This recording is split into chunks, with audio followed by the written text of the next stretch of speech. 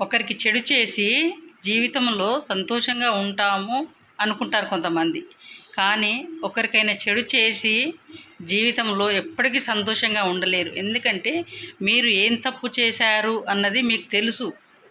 అది మీ గుండెల్లో ఎప్పుడు కూర్చుతూనే ఉంటుంది. కానీ మనకోరు చెడు చేశారు అని తిరిగి మనం వాళ్ళకి చెడు చెయ్యాలి అనుకుంటాము.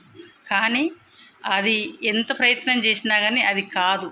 ఎందుకు కాదంటే ఆ పని చేసేది మన అందులో లేదన్నమాట. ఆ పైన భగవంతుడు ఉన్నాడు, తను చూసుకుంటాను అని మనకు ఆజ్ఞ ఇస్తున్నాడు అనమాట.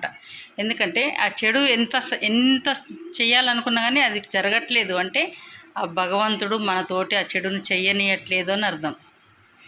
ఆయన చూసుకుంటాను అంటున్నాడు అని అర్థం.